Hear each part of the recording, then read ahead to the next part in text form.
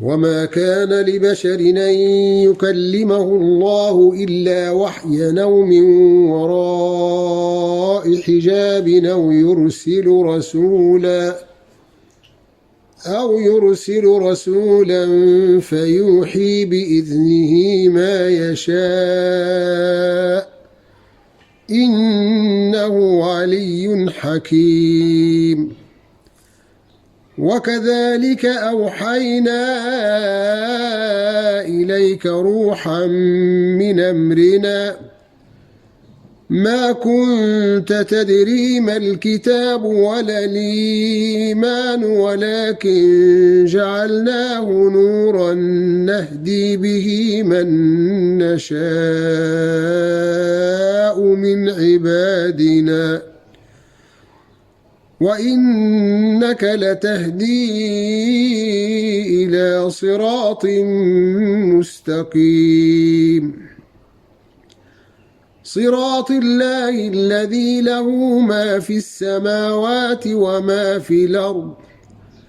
ألا إلى الله تصير الأمور. بسم الله الرحمن الرحيم حميم والكتاب المبين إنا جعلناه قرآنا عربيا لعلكم تعقلون وإنه في أم الكتاب لدينا لعلي حكيم. أفنضرب عنكم الذكر صفحا إن كنتم قوما مسرفين وكم أرسلنا من نبي في الأولين وما ياتيهم من نبي إلا كانوا به يستهزئون فأهلكنا أشد منهم بطشا ومضى مثل الأولين ولئن سألتهم من خلق السماوات والأرض ليقولن خلقهن العزيز العليم الذي جعل لكم الأرض مهادا وجعل لكم فيها سبلا لعلكم تهتدون والذي نزل من السماء ماء بقدر فأنشرنا به بلدة ميتا كذلك تخرجون والذي خلق الأزواج كلها وجعل لكم من الفلك والأنعام ما تركبون لتستووا على ظهوره ثم تذكروا نعمة ربكم إذا استويتم عليه وتقولوا سبحان الذي سخر لنا هذا وما كنا له مقرنين وإنا إلى ربنا لمنقلبون وجعلوا له من عباده جزءا إن الإنسان لكفور أم اتخذ مما يخلق بنات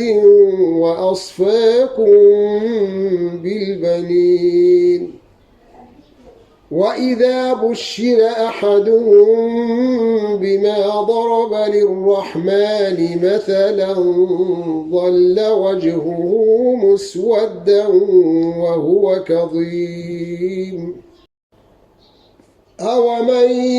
ينشأ في الحلية وهو في الخصام غير مبين وجعلوا الملائكة الذين هم عند الرحمن إناثا أو اشهدوا خلقهم ستكتب شهادتهم ويسألون وقالوا لو شاء الرحمن ما عبدناهم ما لهم بذلك من علم إن هم إلا يخرصون أما آتيناهم كتابا من قبله فهم به مستمسكون بل قالوا إنا وجدنا آباءنا على أمة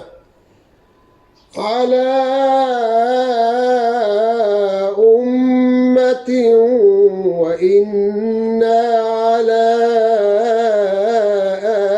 آثارهم مهتدون وكذلك ما أرسلنا من قبلك في قرية من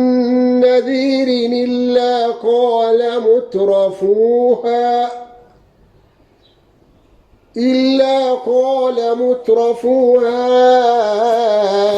إنا وجدنا آباءنا على أمة وإنا على